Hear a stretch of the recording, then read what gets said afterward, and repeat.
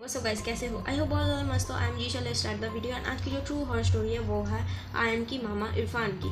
तो क्या होता है कि इरफान एंड उनके दो दोस्त अदनान एंड हसन, ये तीनों एक जगह पे घूमने जाते हैं। सारा दिन घूमता है एंड रात को एक रेस्टोरेंट में खाना खा के अपने होटल में चली जाती है। चले जाने के बाद वो तीनों सो जाते हैं। इरफान को कुछ देर बाद आँख खुलती है क्योंकि उन्हें प्यास लगी थी एंड वो जाती है उसी होटल में। एक किचन था, मतलब एक रूम था, उसके बगल में किचन, मतलब एकदम सेपरेट रूम की तरह, एक घर की तरह। तो वो जाते हैं किचन में, पानी पीते हैं एंड उन्हें ऐसा महसूस होता है कि उनके पीछे कोई एक आदमी या फिर कुछ चीज़ें तो खड़ी है, कुछ तो खड़ी है उनके पीछे, एंड जो कि उसकी शैडो एकदम प्रॉपरली दीवार पे दिख रही थी, जैसे मेरी पीछे दिख रही है वैसे।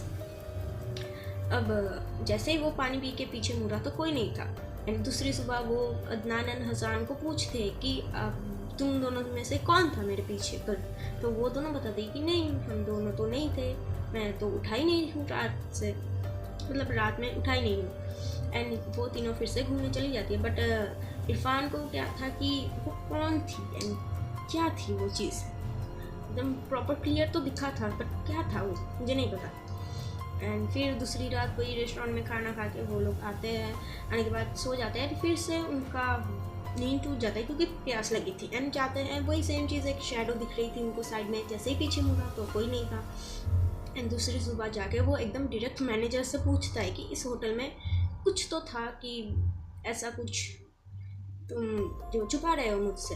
तो मैनेजर पहले तो मना करता था कि नहीं नहीं, ऐसा कुछ भी नहीं है, सब कुछ एकदम क्लियर है। उनकी पेशर से उन्हें बताना ही पड़ा कि हाँ, ये होटल होने से पहले ये घर था जो कि जहाँ पर किराए के लोग रहते थे। एंड ये यहीं पर एक फैमिली रहती थी जिसकी जो पति थी वो काफ़ी ज़्यादा ड्रिंक करता था एंड उसकी वाइफ को मारता पीटता था काफ़ी ज़्यादा। तो एक दिन क्या होता है कि वही आदमी उसकी बीवी को किचन में ला के बांध के काफ़ी बुरी तरीके से मारता है एंड इतना मारता है कि वो मर जाता है। मरने के बाद वो उसकी लाश को कहीं तो छुपा देता है एंड वो भाग जाता है। बाद में उसे पुलिस भी नहीं पकड़ पाया। ये स्टोरी पता नहीं जैसे बाहर आया। तो उसके बाद इरफान बताती है कि यहाँ पे अच्छी मौलवी साहब है कहीं पे। तो होटल मैनेजर बताती है कि हाँ है। एंड उसके बाद इरफान थोड़ी सी गुस्से में बोलता है कि ये बात तुमको पहले बताना चाहिए था। तो होटल मैनेजर बताती है कि देखो, यहाँ पे जब लोग स्टे करने के लिए आता है उसमें से 10% लोग ही ये सब चीज़ें फेस करती है। हमको लगा कि आप लोगों को नहीं दिखेगा ये सब चीज़ें, तो इसलिए नहीं बताया, इतना इम्पोर्टेंट नहीं समझा। एंड इरफान थोड़ी सी गुस्से में वहाँ से चले जाता है उस मौलवी साहब के पास। एंड जाते ही वो मौलवी साहब बताती है कि कुछ बताने की ज़रूरत नहीं है, मैं जानती हूँ कि तू किस इरादे से आई है, किस काम के लिए आई है। एंड देख, मैं ये बता नहीं पाऊँगी कि वो लड़की क्या चाहती है, ये तुझे वो लड़की ही बताएगी कि वो क्या चाहती है। तो उस दिन तो वो वहाँ से लौट के आती है एंड फिर से खाना खा के सो जाती है।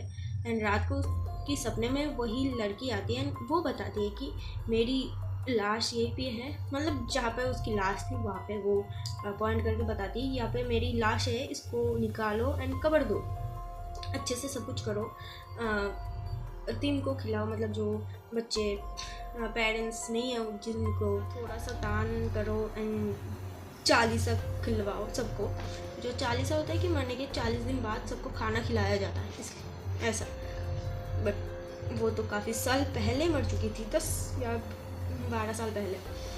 तो इरफान क्या करता है, वो थोड़ी सी पैसे वाला था तो सबको खिलाती है, जो गरीब बच्चे थे सबको खिलाती है, जो अनाथ थे सबको खिलाती है। एंड उसकी जो बॉडी तो नहीं थी बट हड्डियाँ थी, उसको अच्छे से कब्र देती है। एंड देने के बाद मतलब सब कुछ नॉर्मल हो जाती है ना। एक रात उनके सपने में आती है एंड वही लड़की आके बताती है कि उसे थैंक करती है कि थैंक यू मुझे इतनी अच्छे से कब्र देने के लिए एंड मेरे लिए इतना करने के लिए। एंड मैं वादा करती हूँ कि आज के बाद से इस होटल में जितने भी लोग आएंगे उनको कोई तकलीफ़ नहीं होगी एंड मैं कभी भी परेशान नहीं करूँगी।